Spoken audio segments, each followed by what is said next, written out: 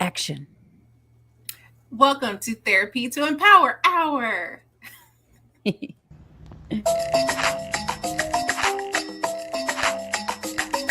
Mind right, game tight, elevate your mind sight. These interviews will ignite your insight. Take notice of the lessons we learned. Why? So you can focus on shining your light bright. We share our greatness and we're courageous. Listen closely because it is contagious. Hit the subscribe. The show's worldwide.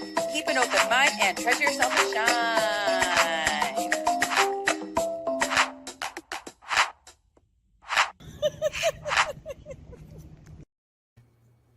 Welcome, everybody, to another edition of the Mind Right Game Tight Show. And today is going to be our Therapy to Empower Hour.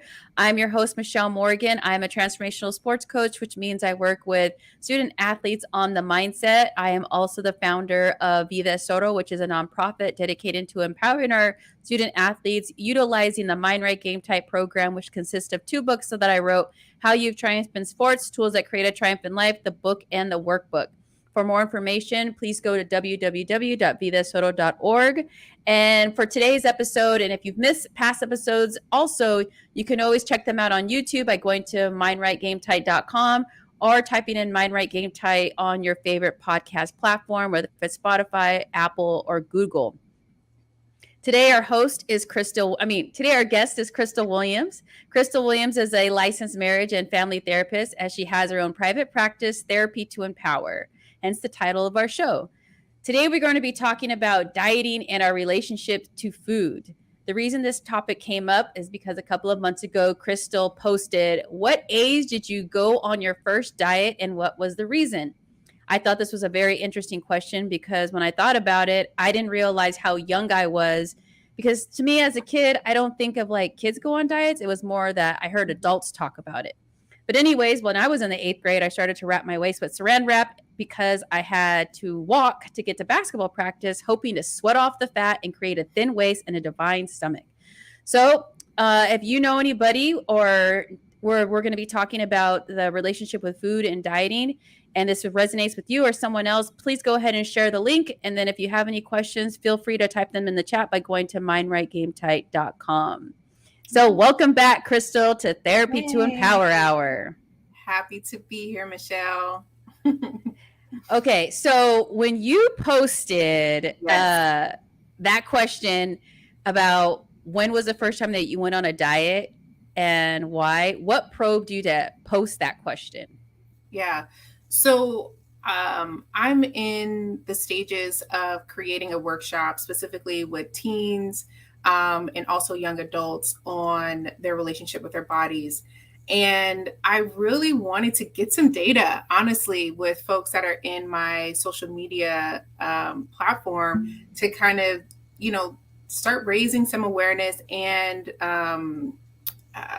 posing the questions, and for me to get a little bit insight of my peers and friends and family that I frequently, talk to, and just to see, like, when was the first time you felt that your body was a problem and you needed to change it? And the response that I got some DMs, I got some response literally on my page, and it was really surprising, but also not at the same time, that the youngest age that I think I saw was like 8. So I think, what is that, 4th grade, 3rd grade, possibly? That's pretty young. Yeah. Right? Yeah. And so, and I also want to know what sparked the reason for it. What are some of the messages implicitly or explicitly that these young kids got, where they felt, or depending on what age you were, where they felt like, my body's a problem and I need to change it. And, or I need to go on a particular diet. And, I've done several trainings and workshops where that question was posed to myself, as well as some of the groups inside of these workshops. And it really kind of makes you sit back and think about it. How they worded it, some of the trainings that I've gone to was like, at what age did you get the message that your body was a problem? Mm-hmm. And so when you kind of sit with that, you're kind of like, a problem, And so it made me really think about myself. It has brought some awareness because, you know, I have a sibling. Per his consent, he did say that I can share his story. Just putting that out there.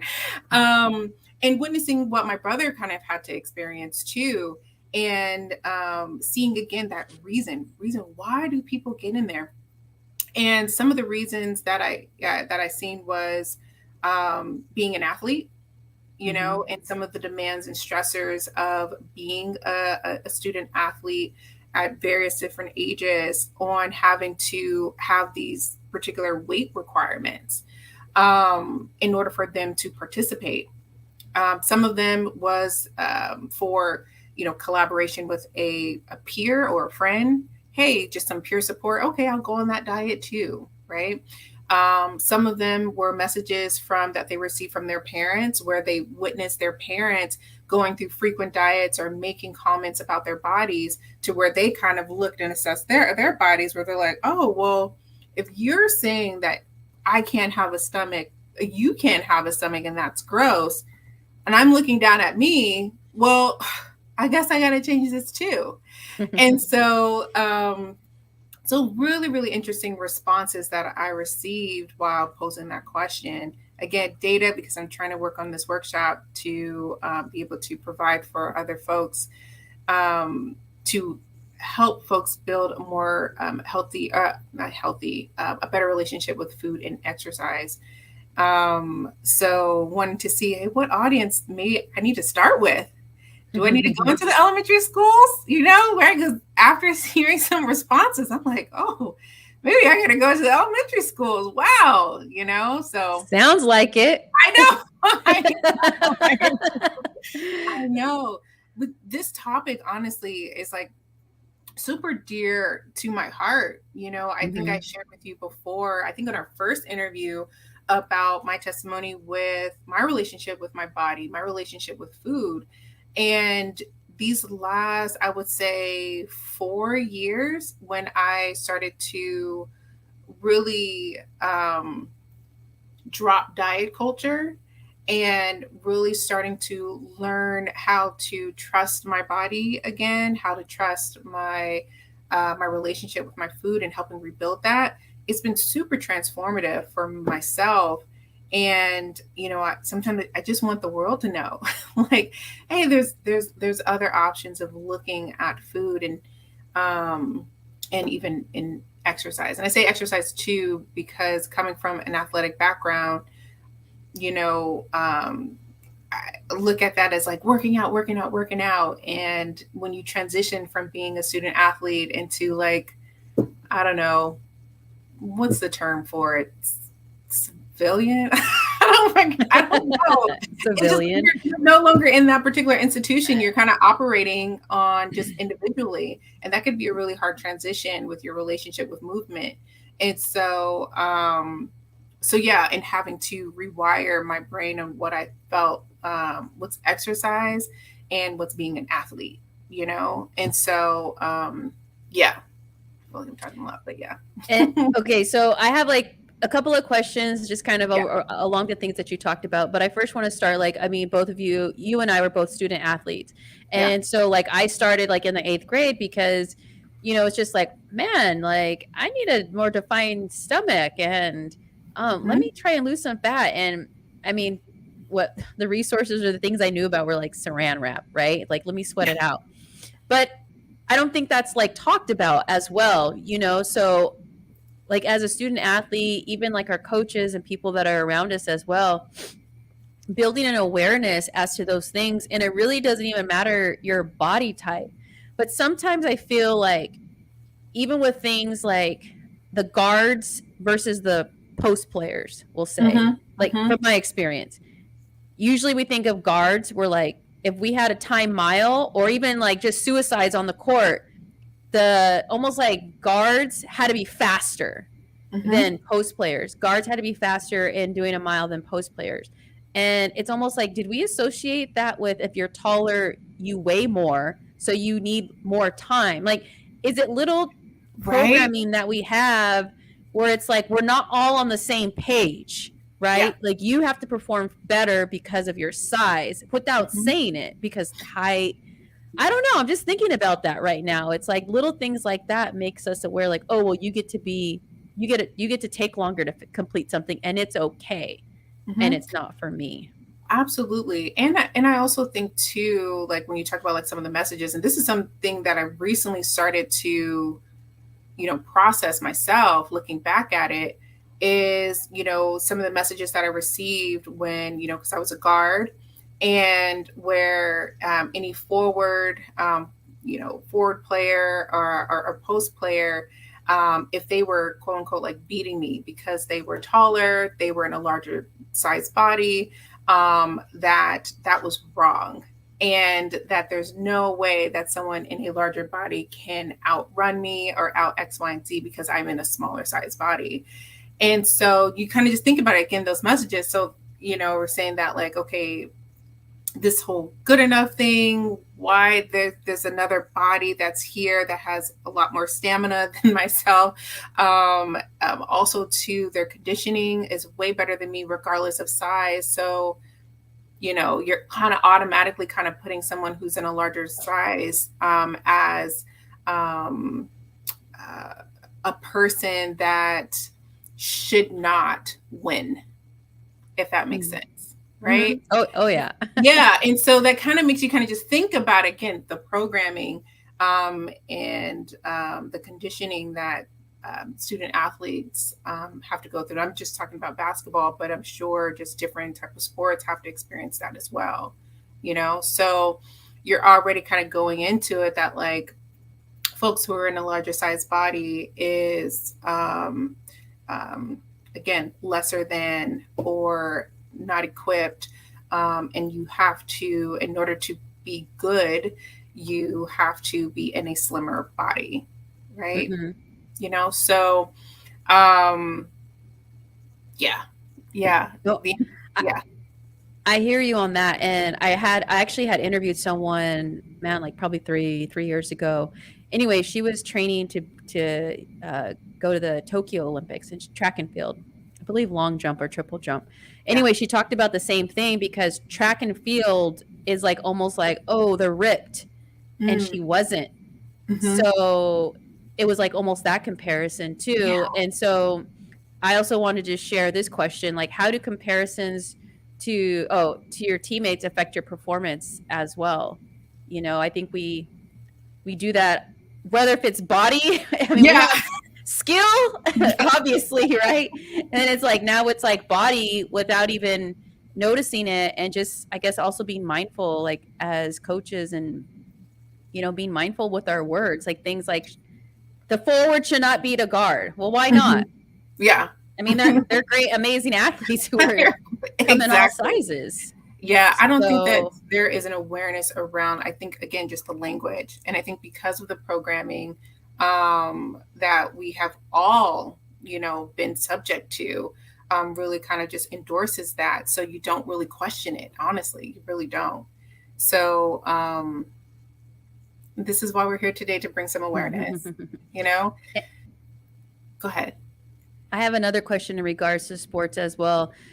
Just kind of thinking about, I guess we try to think of like, okay, how do you plan for like you said, life after sports, and like also having those conversations like while we're a student athlete, because things change when we're not necessarily forced into movement to the same degree that we were doing every day, right? And we may see our bodies change, and like, how does that also impact us as people when that stops happening?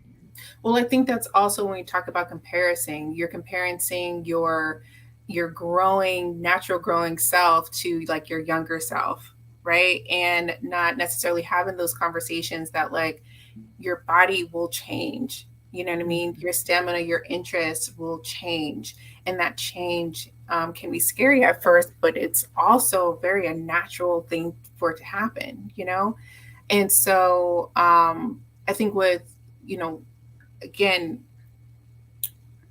post-college, again, you're used to waking up at a certain time. People are telling you when, where, how, what to eat, what not to eat, when to show up, when not to show up. You need to, like keep the hustle and bustle going, right? And so afterwards, you feel like you have to maintain that, you know?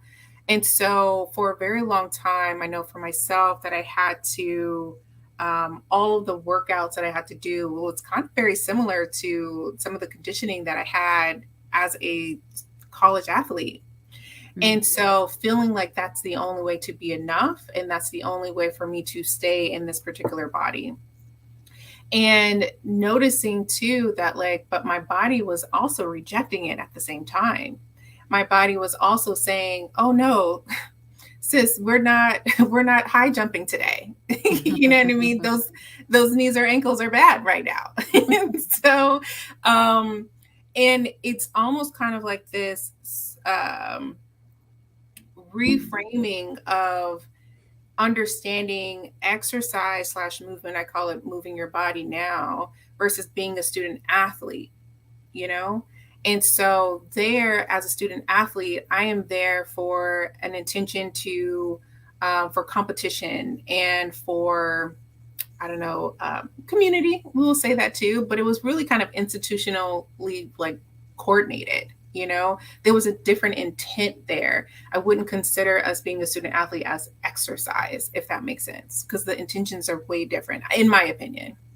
And so when I leave out of that particular institution and now I'm reforming my relationship with exercise, I have the opportunity now to invite other things in, right? So I think the last time I met with you, where it's like, hey, hula hooping, you're moving your body, that's something. Walking, that is something. Yoga, that is something, right? That is movement.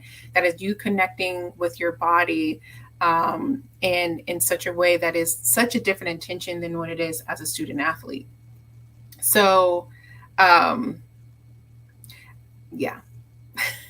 I guess like what you're saying is like having to exercise versus movement, because I always thought like looked at exercise was like go as hard as you can. I never thought of exercise was like me going out and doing hula hoop, right? That to me never crossed my mind. Even going for a walk was not considered exercise to me, but now it is. So how do we start? And I think movement, I like when we did our first interview together and you mentioned movement, I really like that word because it just encompasses so much and it doesn't, almost like a pressure to like go hard. I got to lift the hardest. I got to, do the most intense thing I can do. That's exercise. Yeah. And instead of looking at it like literally going for a walk, hula hooping.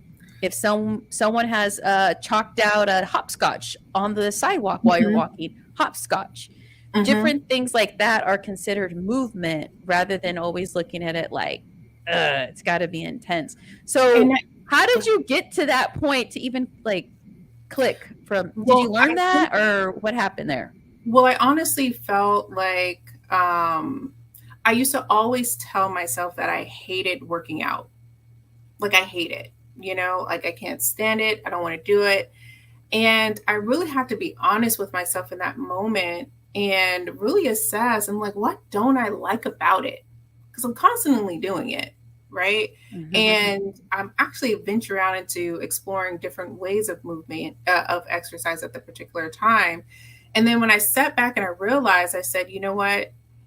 The reason why I don't like it is because I'm associating exercise with dieting, And so that's the part I don't like. I don't like dieting.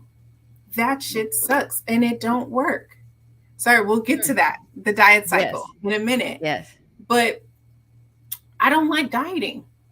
And so it was really being honest with myself of what I did not like about exercising. And then when I really honed in on that, I was like, oh, it's the dieting that I don't like. But I actually really enjoy exercise. I enjoy moving my body and some of the things that I enjoy. And I had to kind of really sit and think about, okay, so if I put dieting aside, what do I like about moving my body? What do I like about exercise? And I came up with a whole bunch of different lists of things of why I like it. I like building strength. I love building community. I love trying out new ways of moving my body and challenging it. gives me a sense of calmness and peace, right? Whenever I am moving my body, I feel more relaxed afterwards. I get better sleep, you know? So all of those things, which are some of the things that I really, really appreciate and value, made me want to exercise even more. And so that's honestly kind of where the shift happened, me being honest with myself about what I didn't like about it. And then when I realized it was dieting, that is what's stopping me from really enjoying moving my body in various different ways, then I had to look at what dieting was and what that was doing to me also, you know? Yeah. And before we get into the cycle of dieting, I just want to like mention one last point that you brought up when we first started and you started sharing, was the adults in our life talking about dieting, and we're listening and we're watching and we're saying, like you said, oh, you don't like this about your body. And I hear you say it constantly, or I'm starting to learn what dieting is. And now I'm looking at myself, even though we don't think as the adult, I'm saying this to me. Yeah. But really I'm also setting a standard for the person listening as well. And that awareness is so important, right? And we forget, even I'm just thinking about how much you even see dieting from an adult in your life. Yeah. Then you're like, well, okay, what's going on? Yeah. Makes you start kind of looking like, okay, well, what's happening here? Especially if you see your loved one criticizing their own body and you're looking at them like, what's the problem? Like, you look gorgeous. You are beautiful. And you're seeing that, okay, right? Like it kind of messes with you a little bit. And not only just the messages that is happening in the home. And granted, I really want to point out that for any parents or caregivers that are listening to this, there is no harm or bash or shaming on you. You know what I mean? It is just acknowledging, because they may have received those particular messages, maybe from their caregivers, and also how our culture is set up. The diet culture platform is honestly set up is that it's all around, right? It's not just in the home. Like, look at, media, social media, all of these messages that really does emphasize a lot of the times that thinness is healthy, and that having to cut off certain foods in order to be quote unquote healthy, or you have to look a certain way in order to get respect and be acknowledged. You know what I mean? So it's all around us, to be honest with you. Yeah. And I also want to just bring up too, like when you mention, like thinness is healthy. For me, I mean, because I've always had like a challenge with like my body as well. But also like if I say like, oh, I don't like this fat, I actually get rejected because I'm thin. Yeah, right. So like my vision of me like doesn't matter because you don't look like this. So shut up, basically. Yeah. Like, you don't have a right to talk about what you don't like about your body. Yeah. I think because there is again, that comparison to other folks, right? I think there is a natural occurrence that happens with humans when we're comparing ourselves to other folks. And also there's a lot of hurt and hate that happens for folks in larger bodies. So where they see someone in a smaller body that may have like certain privileges because they're in a thinner body, and when they're quote unquote complaining about a little excess fat here and there, then they're kind of inclined like, wait a minute, you're not as oppressed, you know what I mean, or experiencing some of this pain and shame that I'm receiving. Why are you complaining about this? All of it is not good and helpful for either party, because it's just really not helpful for either party. So sorry you even had to experience that. And I'm not even going to lie to you too. Like I have been that person to criticize someone in a smaller body for complaining or for really observing what they were going through in their own bodies. I have been definitely that person, because being in a mid-sized body and struggling with with my relationship with weight, when I see someone in a smaller body, like, oh my gosh, I'm like, what? What are you talking about? And recognizing, I have to really kind of check myself. And I even just encourage other people to check themselves too. Like, all bodies have the right to be respected and to be heard and to be understood. And it is not helpful by any means to now further shame somebody on their body experience and their body story, So, yeah, I know I had to check myself on that too. Yeah, and I've had to do the same thing, because it's almost like layered level, like for me thin, but then for me it's, wow, like you're ripped. Like, what do you have to complain about? So it's like a trickle down effect that we don't even realize that we're doing. But even if someone is, showing like they're defined muscle wise, there's still something that, I still need to get rid of that though. I still need to, it, for me, it's like, what are you talking about? So I'm also guilty as charged too, because yeah. And thinking about too, when we go into the idea of, why having fat, being in a larger body is bad. Why do we work so hard to get rid of it? And so again, going back to programming, where sometimes it can be just this unconscious programming and messaging that being in a larger body, having more fat on your body in particular is wrong and it's bad, so that's, we have to really kind of really dive into that part of it too, and so we just have to really be mindful and make sure that we're not how do we change the comparison? Any tips? Oh, I didn't mean to have you change your train of thought. It was just okay, sorry.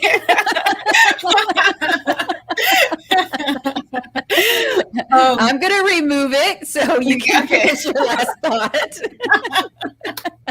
I forgot it. I was just gonna go, I think maybe even just transitioning into like going into like kind of like the diet cycle when we talk about not just the comparison, maybe is the comparison of just kind of like the underneath thing when we're trying to. So do you want me to bring up the diet cycle and then answer that question?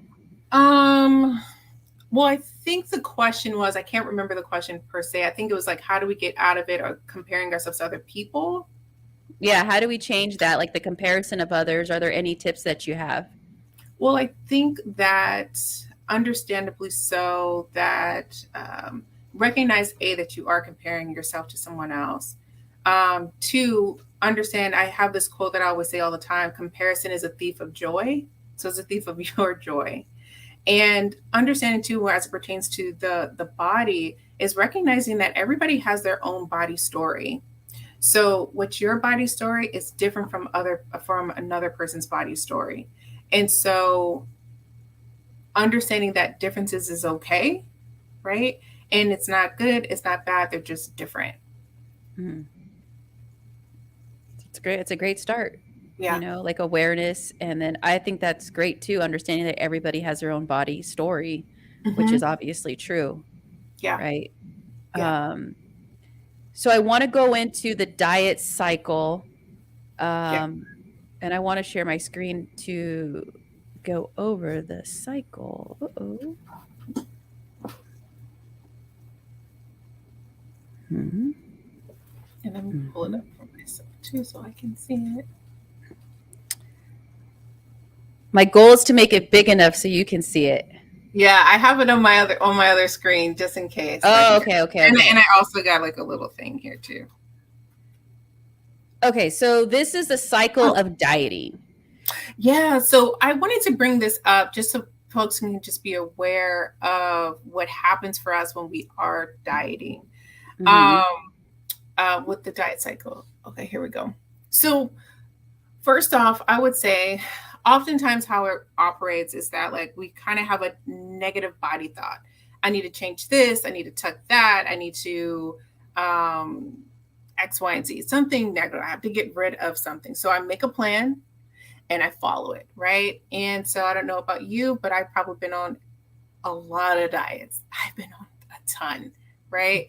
The cayenne and lemon juice diet. I've been on the cabbage diet, slim fast, done it all. So you make a plan, right? And then oftentimes that when you are in this particular diet, you start to kind of get tired of it. I don't know if anybody ever experienced where they kind of like, they say that either I fell off or this is kind of when like the deprivation period starts to happen. You get tired of the plan and you crave foods that's not necessarily that's on those particular plans. Again, I'm probably depriving myself from certain varieties of different type of food. And then the next one is I go off the plan and engage in backlash eating. So basically with rebound or backlash eating is really a cycle where you are now, I call it like the F it, right? F this, I am going to eat all of these forbidden foods. And sometimes I may feel like I'm out of control in those particular moments, right? And so then next thing you know, what happens, you regain the weight back. And sometimes even more so than what you started off with. And then you have a desire to change your size, shape, and weight. And then you keep going back. And then here comes this loop that keeps happening for you. And one of the things that happens when you go, hey, I would say, I don't know if I can put my cursor on it, but around this time when you kind of do like kind of like the backlash or the rebound eating afterwards, kind of like, then this is where the shame and the guilt starts to happen. And shame and guilt, shame and guilt, shame and guilt. And now I'm probably emotionally eating in this point, right? I can't believe I fell off. I don't have any willpower. I'll start tomorrow. You know what I mean? All of these particular rules and messages that happen, again, regain, I get a desire, and then here I go again, back into the loop that takes place. And I don't know about you, but this can feel really exhausting. When you see this, what comes up for you when you see this? Well, it seems like it makes so much sense because it looks so simple, but yet it's so true when I actually look at the entire cycle and I'm like, yep. It's like, make a plan. Oh, you're telling me I can't eat that? Okay, I'm off of it. Like I meet a goal, I go on vacation, I go to that wedding, whatever that is. And then it's like, I get back to like what I was doing before. I regain the weight. And then I'm like, oh man, I fell off the wagon. Now I need to do something else. Right. Yeah. So it makes so much sense when I see this, but I don't like when I look at it now, I don't look at the mindset, the words, the visual helps me actually see like, oh my gosh, yes. So I really like this visual because it's going to serve as a reminder to me when I start to feel that way. And as something I mentioned to you is going on vacation this year was the first time I wasn't like, I got to get in like vacation body shape or anything like that. It was more like I'm taking it at my own pace and I'm doing what feels good. Right now it's swimming because it's so hot. And so, yeah, that's what I did. And I wasn't like looking at myself like I got to look a certain way to go here, to be on this trip, to be on vacation. I didn't need that.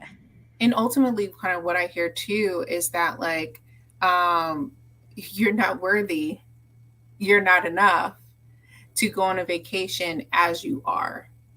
So I need to shift that in order to be worthy, to be enough, in order to live my life, in order to wear that bathing suit, in order to show up in public as I am ultimately.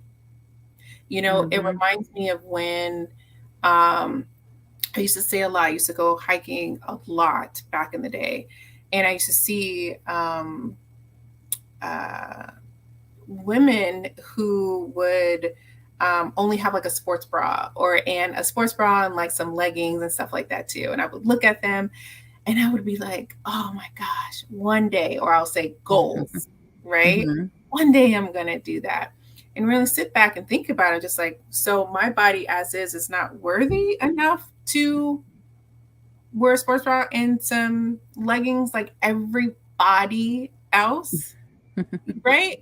And so just really kind of just thinking about that, what happens for us. And when we're looking at this particular cycle, recognizing too, how exhausting this cycle can totally be, how much it could cost you, even financially, emotionally, and physically when you actually do this, you know, thinking about the emotional part of it too, there's shame and there's guilt that comes with it.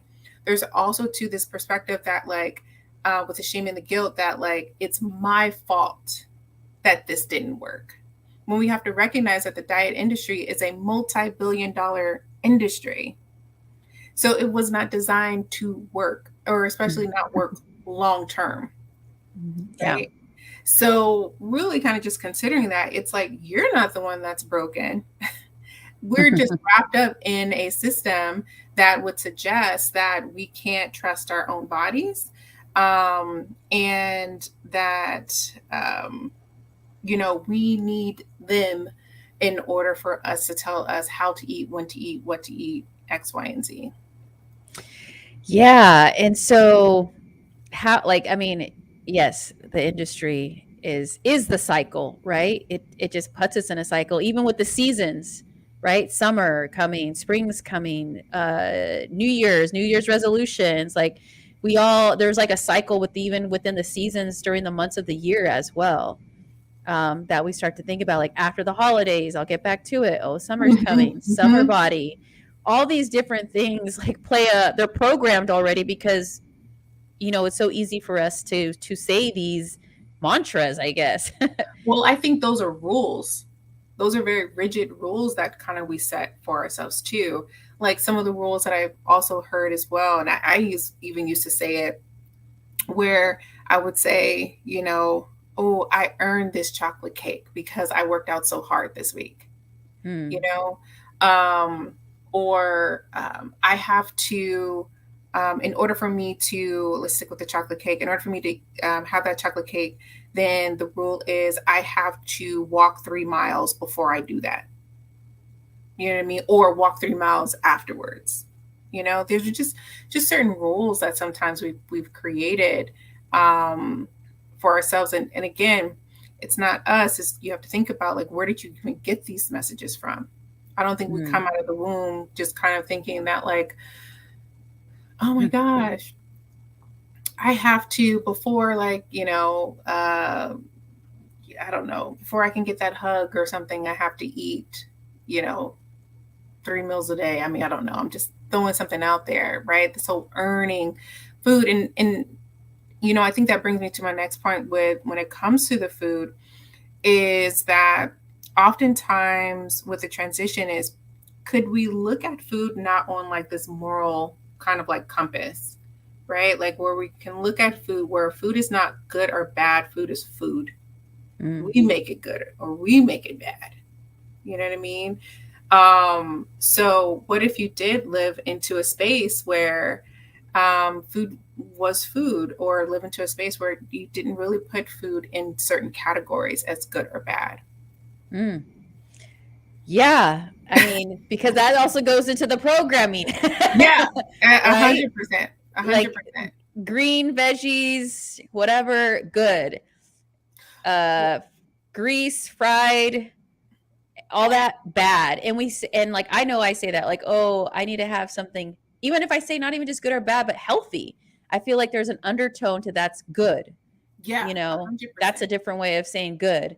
and just like looking at it that way. So like, how do we start to wrap our heads around changing our language and our mindset around this diet culture? And even like you said, like me not feeling like I'm not enough, or someone else listening out there, like maybe the underline is like, I don't feel like I'm enough to, you know, maybe be seen to date, or to get this job, or to wear that bathing suit, or to wear whatever it is that you want to wear, whatever it means, that and not enoughness.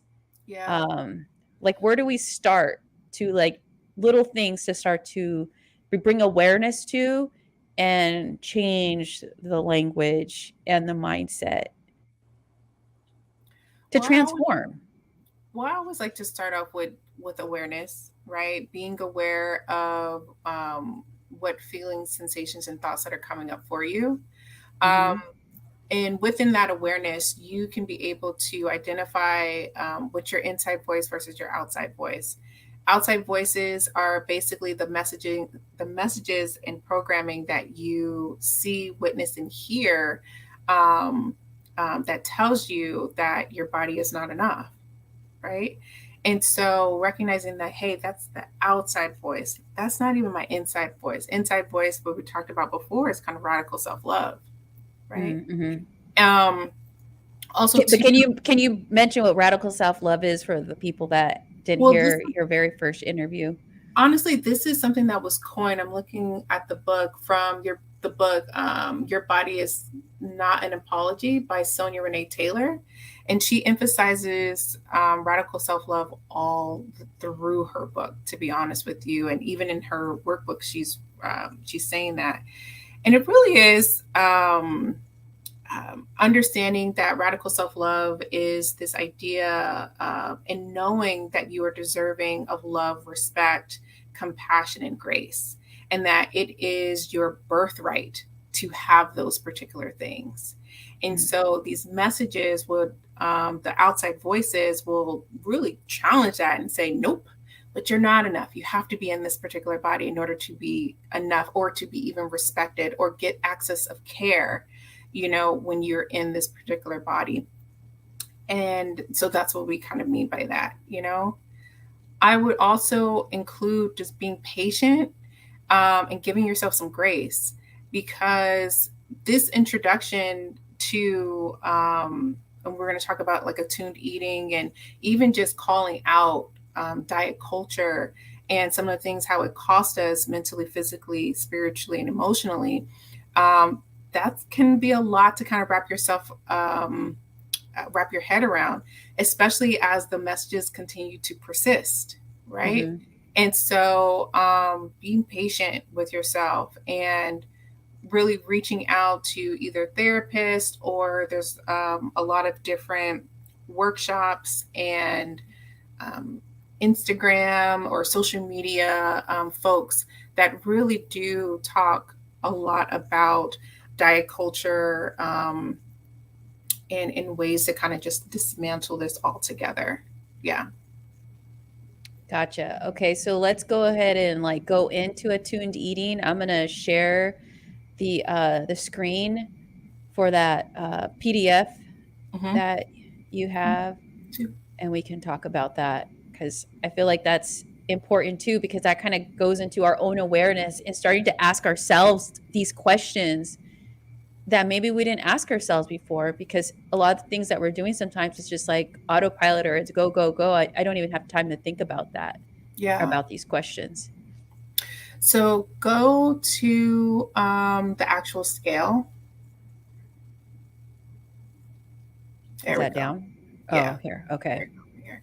So one of the most powerful questions that my own therapist had asked me when I was really ready to give up dieting, I said, I don't want to diet anymore. I have to find something else, right? Because it's not working for me. And a powerful question that my therapist asked me, she said, Krystal, she was like, how do you know when you're hungry? And I was like, okay, how do I know? No one's ever asked me. All right, let me see. So I told her, you know, this is how I know when I'm hungry. And then she asked me, she was just kind of like, also too, she's like, how do you know when you're full? And I said, no one's ever asked me that question. I don't even think I even asked myself that question before. How do I know when I'm full? You know? So even with those two questions, it really did make me sit back and tune into my body and really having to pay attention on purpose of when I'm hungry, when I'm full, when I'm even satisfied.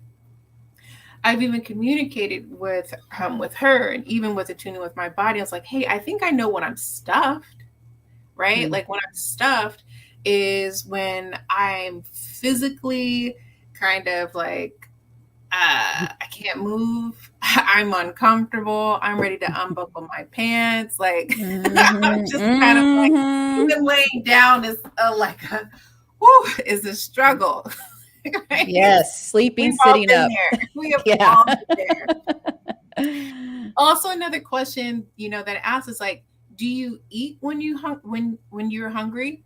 That's one, right? Because some of the diets that I have been a part, and most people have been a part, you go through this period where you're kind of depriving yourself in a way, you know? And so also too, do you eat what you are hungry for? Which I think is powerful. Do you eat what you are hungry for? Well, I guess I have questions on like, how do I know what I'm hungry for? But just for those of you who may not see the screen, this is the hunger scale. Now, a quick question about this scale, because it goes from starving to stuff. Yeah. When I have this scale, should I write out what describes starving for me or hungry or somewhat full, so I can visually see like what my definition of these things are? So when I come to this scale, I'm like, okay, I know I'm here. Like I'm stuffed. My pants are unbuttoned and I feel uncomfortable right now. Well, I think that, if it's helpful for you, I think, or any audience member, I think that can be helpful because it can vary per person. When you think about when you are anything that is on this particular scale, it really does force you or encourage you to tune into your physiological cues that you have, right? And so if I'm hungry, I know when I'm hungry when blank, blank, blank.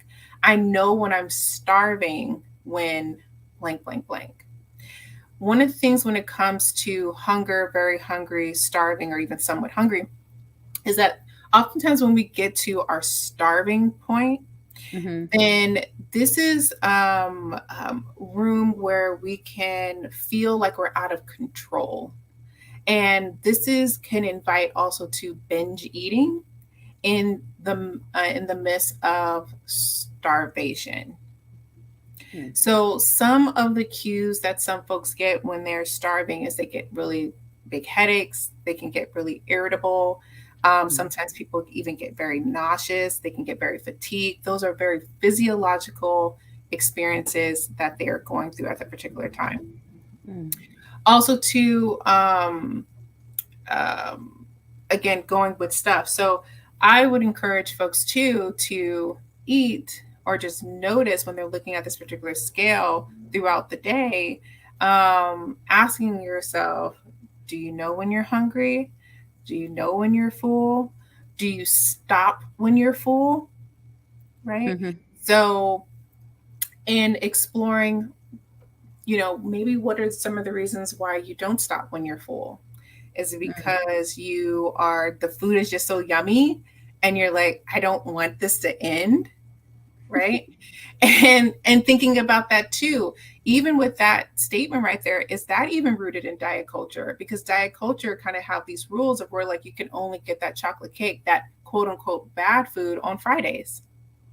So I have to eat everything right now because I won't get it again until 2 months, a week later. Right? So again, we're really kind of just thinking about that, of what's happening for us. Also to the other question too, do I eat what I'm hungry for, or do I eat what I think I should be eating? Two different things. Have you ever eaten something where even if it was, let's say, a salad, whatever, say if it was a salad, and you're full, you have these physiological effects that says like, you know what, I'm pretty full, right? But you feel unsatisfied. Have you ever experienced that before? Like, I'm full, I ate because I felt like I should eat this salad right now, so I'm going to eat it, but I'm not satisfied. I need something else. Yeah. Right. And so always encourage, okay, well, what are you satisfied? I'm sorry, what are you hungry for? And do you honor that? So if I'm hungry for a salad, I'm going to eat a salad, or I'm going to at least get something that's close to it that can make a close match. If I'm hungry for grilled cheese, I'm going to get that grilled cheese. Right. And so, and then I will evaluate like afterwards, was that satisfying? Do I feel full? Yes, we're good. We're golden. Oftentimes when we're coming from diet culture, we can look at foods as good or bad. And when we're looking at those particular bad foods, those becomes like novelty, hot commodity, golden tickets type of items, right? And so where we're finding that like, yo, this glittery, shiny thing I can only get once a month. Here we go. And we're more likely to, and we're looking at this at particular golden ticket. Whereas if I were to invite that food, if I did not consider that food as a good or bad, and I would invite that food into my palate whenever I wanted to, how do you think your relationship with food would actually change? It'd become a lot better. I mean, because even you asking those questions, I have that conversation with myself in terms of like, what am I hungry for? Okay, I really want a burger and fries, but I should have this. That goes back to good versus bad, healthy versus unhealthy. And even from our first conversation, I am working on, because I have taken in what you were saying is like, okay, food is food. Like I give that food the energy that I want to give it. Right. And so I have that conversation of like, what am I hungry for? No, I shouldn't have that burger. I had a burger yesterday. Right. So I can't have it. I have to go for something light. Yeah. And then another thing that I want to bring up, because the scale is long, starving, very hungry. There's multiple things. And for me, I'll speak for myself. When I think of a scale, I think of either I've used starving, hungry, or stuffed, and I put stuffed and full together. But when I look at this list, I think of like this, the expression, oh, I'm starving right now.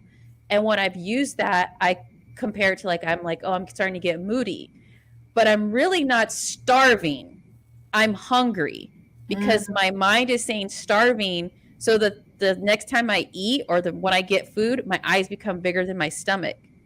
And it was because I was never that far up the scale to starving. I was, because then I get stuffed because my eyes were bigger than my stomach. So I was actually like, I have to almost like look at the scale and say, okay, I'm not starving. Like I get it's a formal expression, but I need to change my language too, because that's going to change how I also like consume.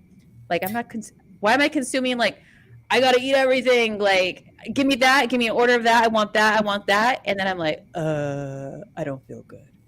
And I don't like not feeling good after I eat. I don't think any of us do. I don't care how good it was. I'm always like, oh.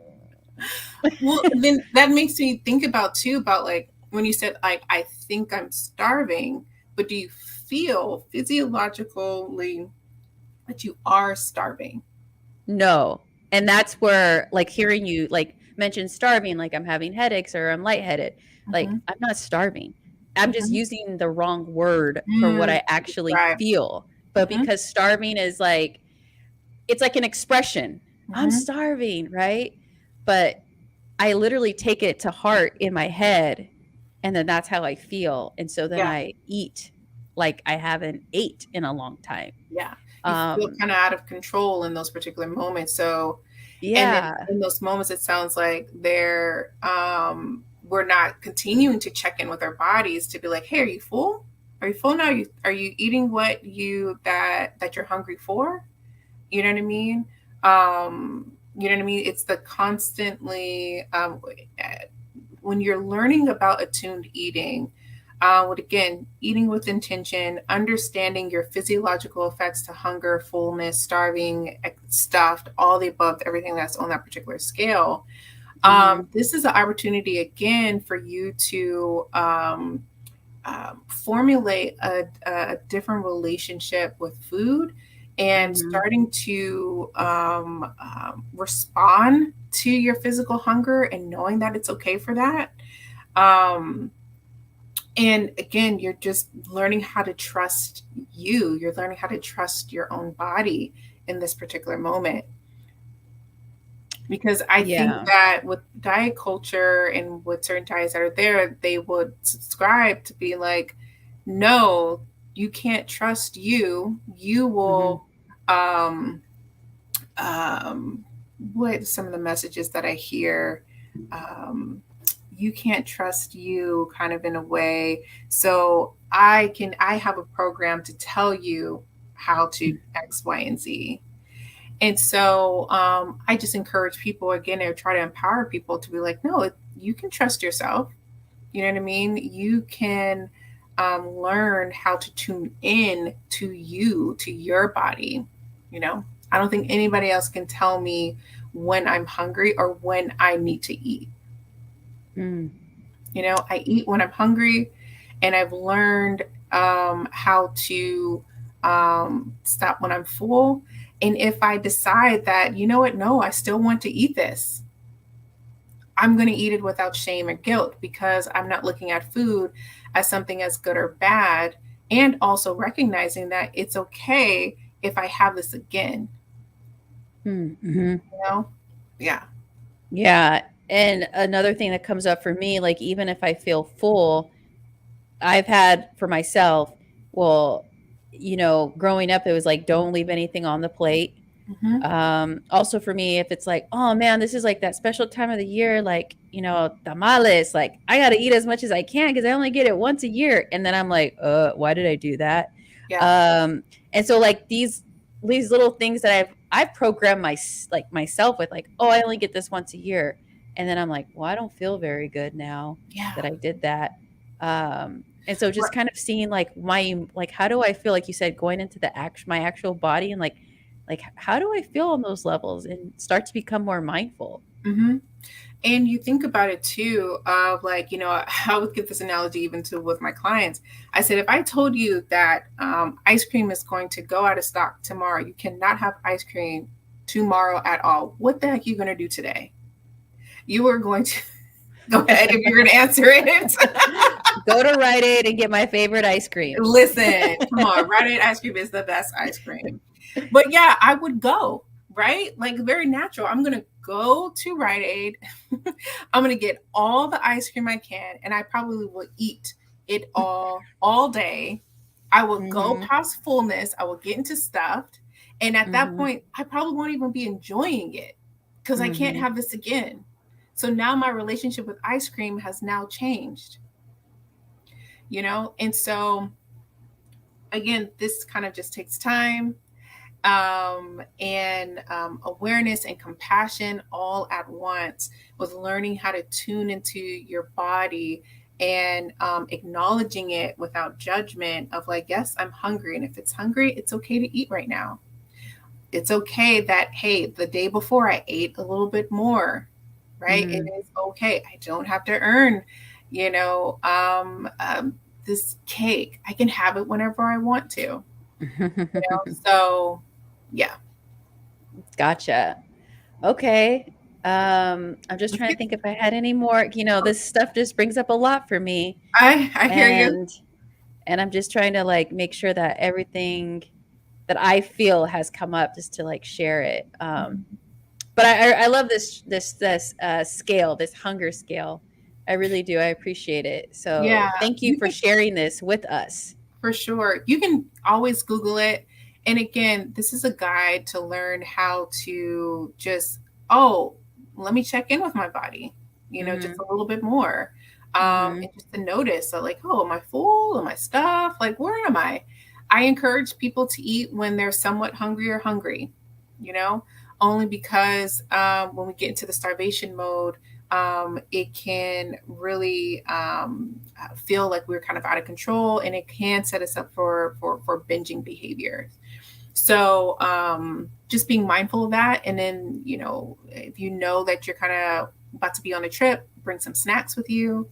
And so there's a lot of opportunity for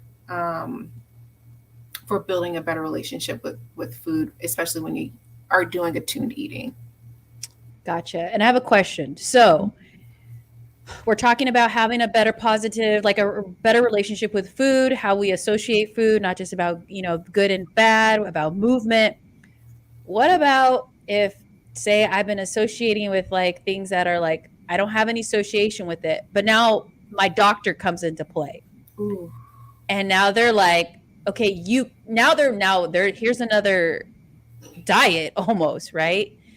You can't have X, Y, and Z anymore because this affects your blood pressure or whatever that may be.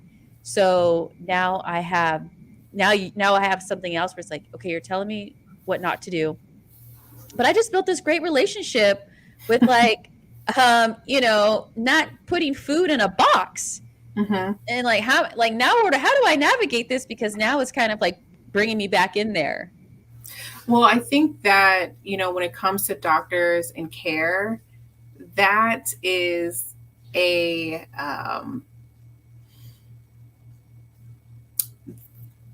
needs to be met with some advocacy when it comes to it. Sometimes I would encourage folks to even challenge sometimes what doctors may be saying, to be honest with you. Unless obviously if there is certain type of, I guess, chronic illness that is taking place, or you are allergic to certain food groups, to where it will be, I guess, a harm to yourself. Even that, I would still have to advocate when it comes to it. Only reason why I say that, because there's a lot of bias that happens in the medical field, especially for folks in a larger size body, or the number one prescription for anything as it pertains to in the medical field for some experiences is to lose weight. You know what I mean? Or to get on this diet to lose weight. And that is going to be the end all be all. And so with that, sometimes I would even advocate and be like, would you say that to somebody who's in a smaller body? Would you say that to somebody who is white? Would you say that, right? Like there's a lot of racial and fat phobia that happens even in the medical field that I would even just kind of just question a little bit more about the intentions and research. And I would ask them a little bit more about what are some other evidence or some other things that you've ruled out to get you to this point, you know? Yeah. Gotcha. Okay. I just thought of that because, you know, that does happen too, right? Absolutely. And then you start having other people like, hey, just as a reminder as well. But this goes back to feeling our body, right? Yeah. So that goes back to us taking the time to understand those feelings that are happening within, even when we maybe eat certain foods, not just when we get stuffed or when we feel starving or hungry. It's like, how do I feel when I eat those certain foods? So that's important too, because now we're making our own assessment for ourselves, because we know how we feel after we eat something. Yeah. And I think that's when you can help make a discernment on, you know, for you. Absolutely. Because like you said, everybody has a story. So everything is different for everybody too. Yeah. I completely agree with you on that one. Completely agree. Gotcha. Cool. So I want to go into some tips that you shared, and I'm going to bring up that screen as well, the tips. Let's get the tips.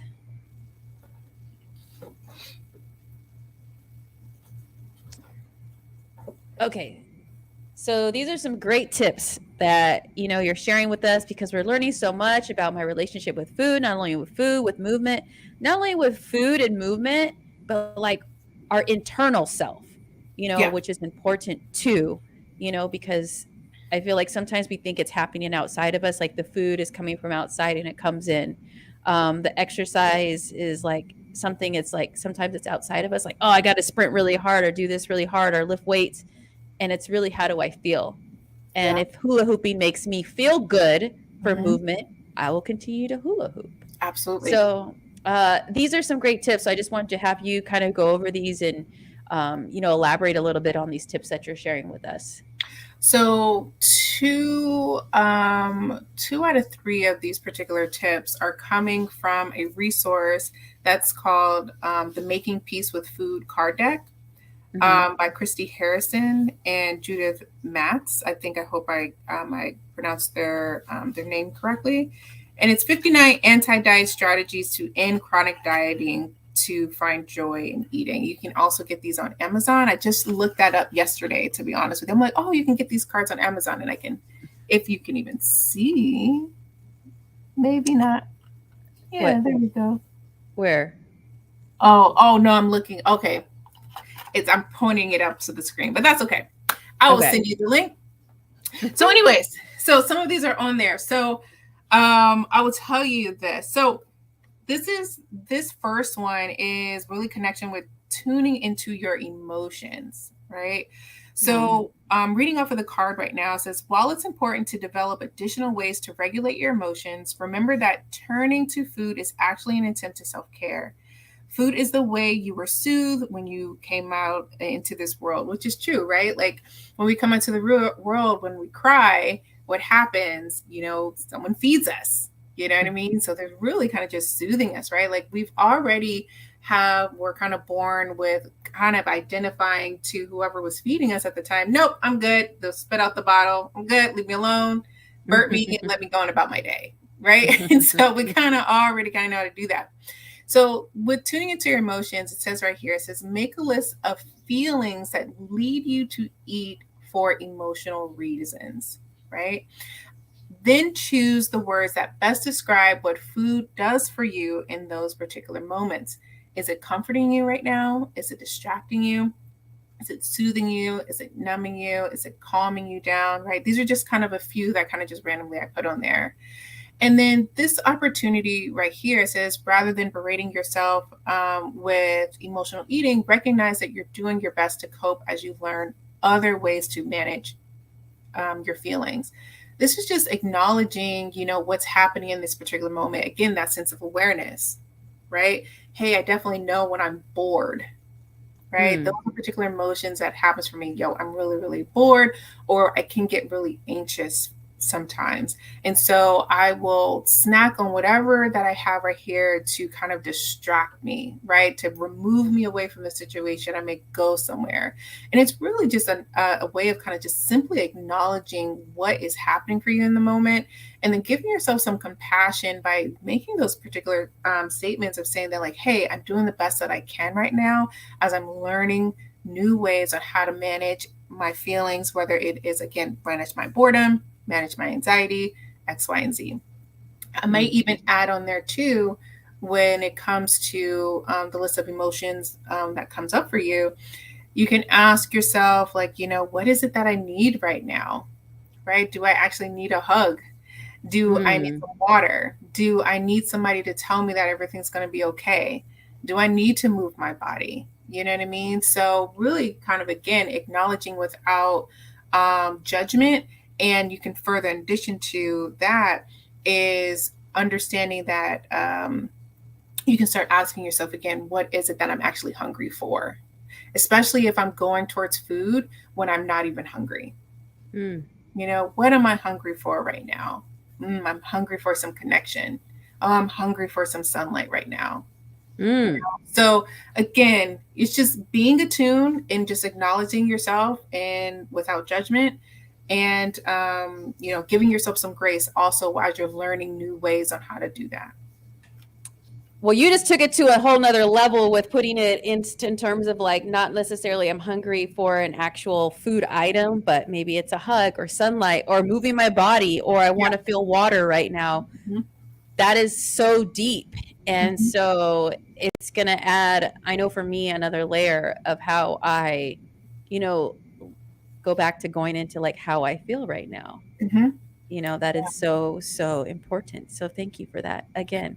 For sure. I think that is a question that I encourage folks to ask themselves, especially if they're reaching for an item of food when they're not hungry, So one of the things that I ask my clients too, and even my therapist asked me, so why do you eat when you're not hungry? What's happening for you at those particular moments? So I eat when I'm bored. I eat when I'm pretty anxious. I eat just to kind of distract myself, or kind of just when I'm sad, or if I'm in shame, I will go in my car and I'll eat alone. Right. And so thinking about that, okay, so what am I actually really hungry for in this particular moment? Because after I eat my meal, right. So if I'm eating because I am, and I'm not hungry, and I'm eating because I'm anxious, and after I eat, I will assess, again, you eat without judgment. And notice, I'm like, okay, did that satisfy me? Did that give me some relief? And maybe a little bit. That gave me a little bit relief, but still there. Okay, what else is in my toolbox that I can utilize? Maybe this might be the time I ask for help. Maybe this might be the time I, do some deep breathing or some jumping jacks, or to go outside. What else am I actually really craving? And what do I need, in this particular moment? So I'm going off on a tangent here, but that's kind of some things with it. So like listening to what you're saying too, like when you mentioned like being like anxious and things like that, for me, if I have something coming up, sometimes I won't eat because I'm so just like, I gotta like stay focused where I'm at, whatever it is I'm doing. And to me, food is not even an option.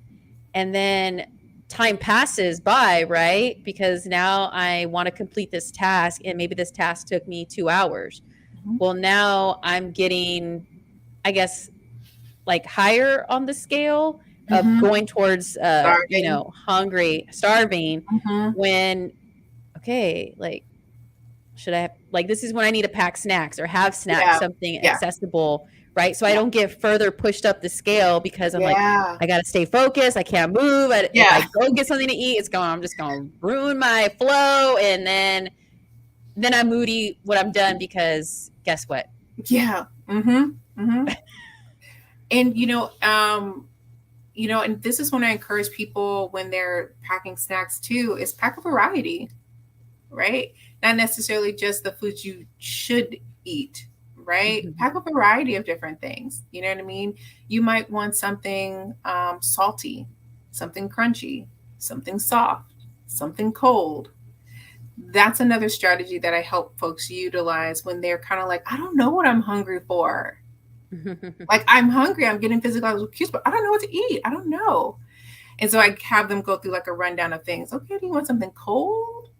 Something hot, salty, soft? I have a thing where I even tell my wife, I'll be like, sometimes I want to eat with my hands, right? Or I want to eat with a fork. It's this weird thing that I do. And sometimes I do. Like, I just really want to eat with my hands today. I want to literally feel the food like on and taste the food like on my hands. I don't know, it's weird. But soft, crunchy, sour, bland, right? Like, you can kind of go through a wave of things. But again, I'm going off on a tangent here. Another thing that's on here as a tip is choose a food you frequently eat to the point of discomfort because you think you shouldn't have it again. Then practice the following mantra the next time you eat that food. If I stop eating blank now, I still have permission to have it again the next time I'm hungry for it.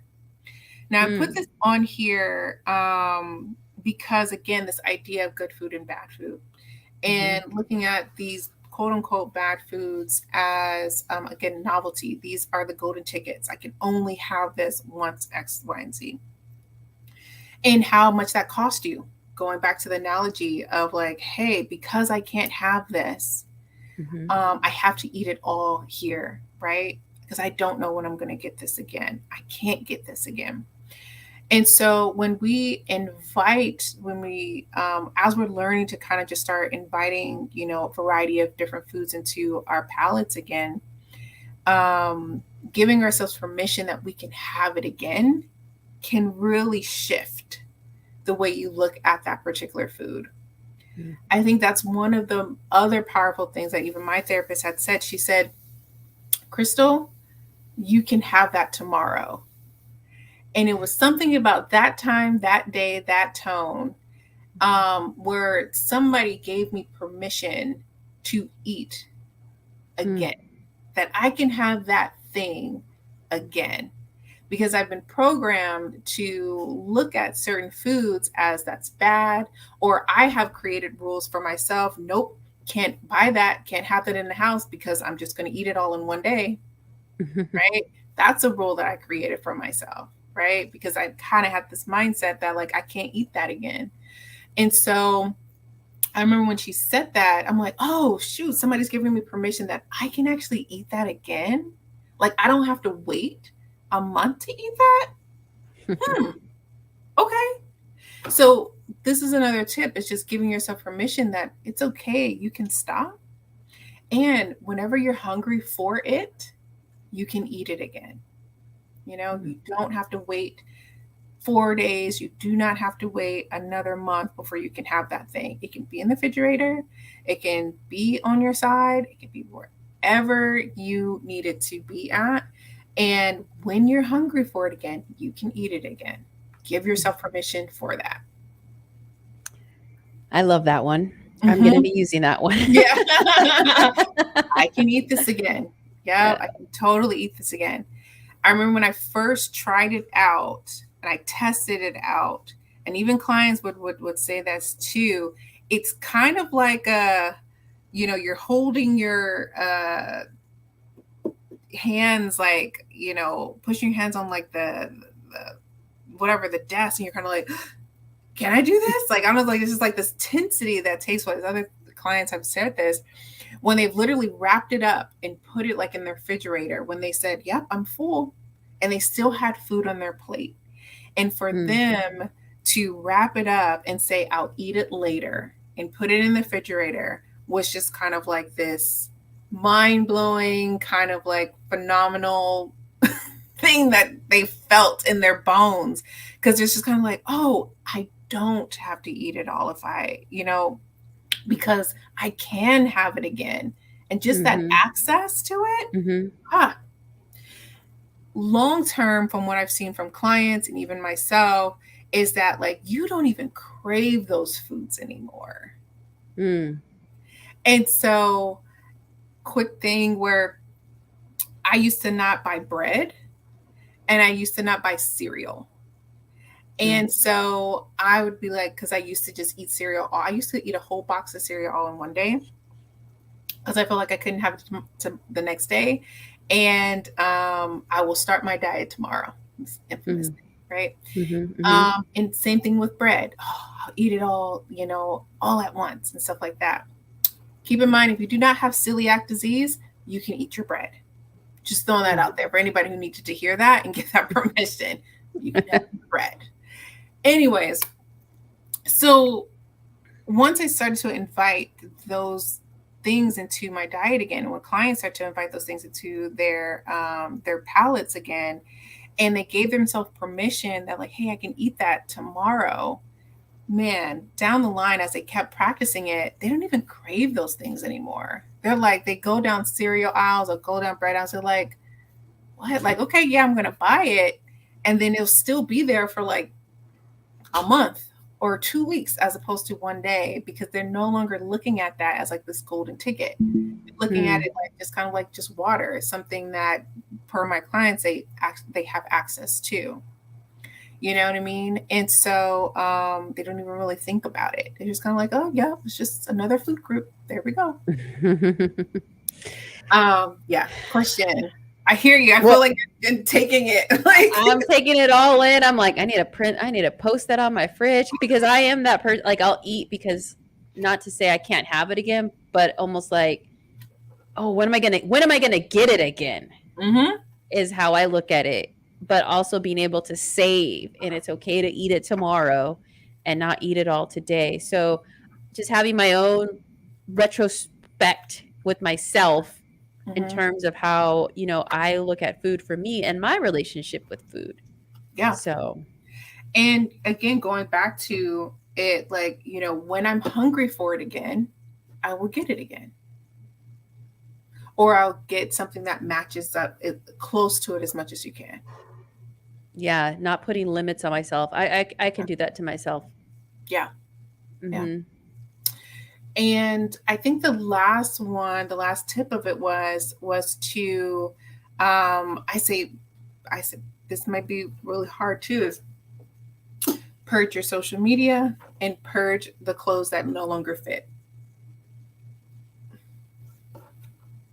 Okay. I understand the social media one, but when we say clothes that no longer fit, is this about being present where I am, or like, if I've gone from a bigger body to a smaller body, get rid of those bigger clothes? Or do I still purge, like, oh, I used to fit into those clothes and now I don't anymore? Like, because that it can go both sides. So is it about being like present where I am now and saying, I love you, where I think it's about being present on where you're at now. Also recognizing that sometimes holding on or these particular clothes that don't fit can also bring up feelings of guilt, shame, this pressure that you have to get into these particular clothes again, or scared that you will get into those clothes again, right? And so we're really tackling, again, that shame and that guilt around dieting, honestly. And so encouraging people that, you feel comfortable in clothes that actually fit you, even if it's the same shirt or it's the same pair of pants that's there, but you want to feel good in your body. You want to feel good in the clothes that you're wearing. Understandably so, that the way that the fashion industry is, it's a matter of like, you have to really think about it, that clothes should fit your body, not the other way around. Mm-hmm. Right? And so we're constantly trying to mold and shape and alter to try to fit into the clothes, right? And the clothes need to fit us in your body, whatever body you're in. And so, it can feel really uncomfortable, shame-based when you're wearing or even still having those particular clothes that no longer serve you or no longer fit you. So really honoring and recognizing, hey, these are the clothes that make me feel good. These are the clothes that I can fit very comfortably, can make a whirlwind of difference on how the relationship with your body and also with diet culture. And that still goes hand in hand with like goal clothes, I guess you could say. Like my goal is to fit into that. Yeah, exactly. Again, you're trying to go into I'm trying to put my body in here versus having the clothes need to fit my body. Not the other way around. Especially, again, how the how our kind of like our clothing industry, or guess those particular things, it's not necessarily marketed to all body sizes, and so really kind of just putting that to consideration, that you do not have to alter or shift your body to fit in a particular clothing. Wear things that are comfortable for you, that makes you feel good, right? Going back to the feeling. Yeah, makes you feel good, right? I want to be able to walk out these doors feeling good, feeling okay, you know? And so if I'm wearing particular clothes that I don't fit, I'm uncomfortable.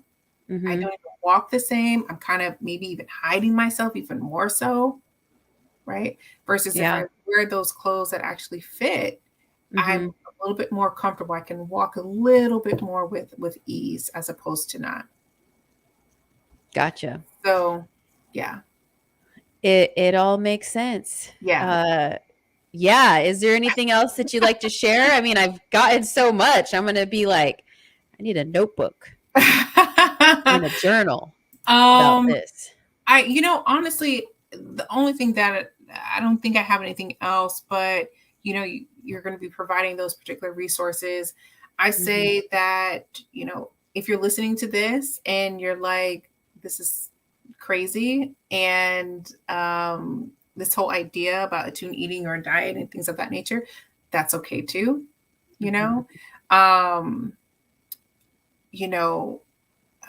For those that I guess you're just interested in learning more, you'll have the resources provided for you.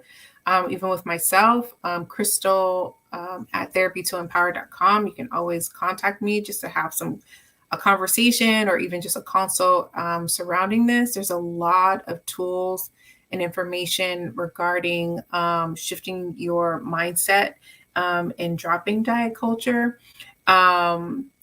Also to be kind, be patient with yourself if you are interested in endorsing this perspective,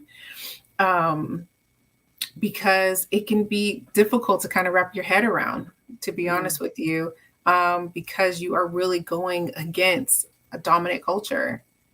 And so there's a lot of community that is out here that will support folks if they're interested in making this perspective shift. Awesome. And the resources that Krystal's talking about, I will post them. It's books, podcasts, and also websites and community groups as well. So I'll make sure to have that in the description of the video as well. And her email is up, Krystal@therapy2empower.com. And I got your TikTok at in.session. So if you like to have a good laugh, Krystal's definitely that person as well. So hit her up. Yes.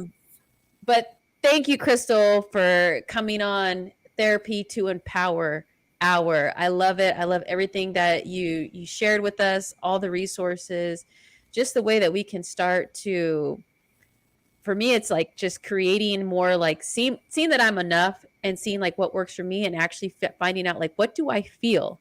Because there's times where I don't even realize to even think about that in terms of feeling. And I mean, this is something I can think about, not even just my relationship to food, like this can be in life. Yeah. So I really, really appreciate you and everything that you're sharing with us. Thank you. Yes. I'm still learning myself, I'm still unlearning, you know what I mean? This is an ongoing process. And so I'm happy to be here to share my story and to, provide any type of support and resources for a different perspective on how we're looking at food, how we're looking at exercise, and even how we're looking at our bodies. So I hope it was helpful for everybody. Definitely. But before you go, you have to finish this sentence. I am grateful for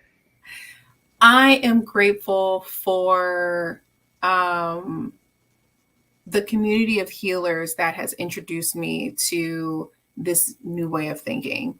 It has changed my life, and I just really appreciate the community. I really do. Awesome. And the community appreciates you too. Yeah. Just so that you know as well.